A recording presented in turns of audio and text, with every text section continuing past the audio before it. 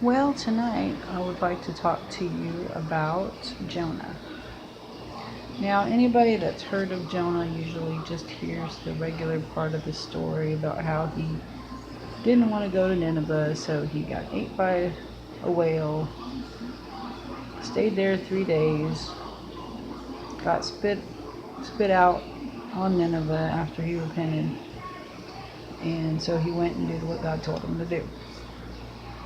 What most people don't talk about, what happened after that, which I don't understand why, because to me it's important just as well. Anyway, so if you look at Jonah chapter 4, I'm just going to paraphrase. I don't have the scripture in front of me to do it any justice. Basically what happens is that he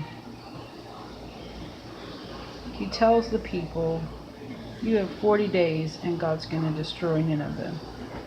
They're a very wicked people, and they all decided to repent.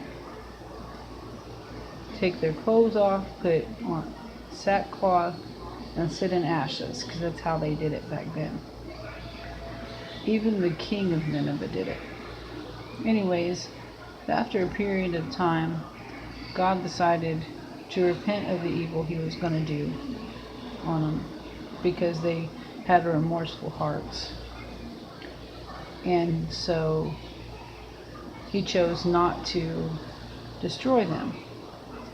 Well, this really made Jonah mad, because he thought that they deserved to be destroyed. And so then he starts ranting and saying how, see, that's why I didn't want to go do this, because I knew that you are such a merciful God that you would forgive them and everything and not even do anything to them. And so God just simply asked him, do you do well to anger? If that's what I choose to do. So then Jonah sits outside of the city, and he's kind of just watching to see what's going to happen. And then God has a gourd grow up, and it provides shade for him. Well, the next day, he causes a worm to come over, and it devours the gourd, and it withers away and dies. Well, then that made Jonah mad too. And Jonah said both times, by the way, that he said it'd be better for me to die than to live. And he was angry. And then God said, well, you didn't do anything to help this gourd to grow. You didn't have any labor involved. So why are you feeling pity towards this gourd that died?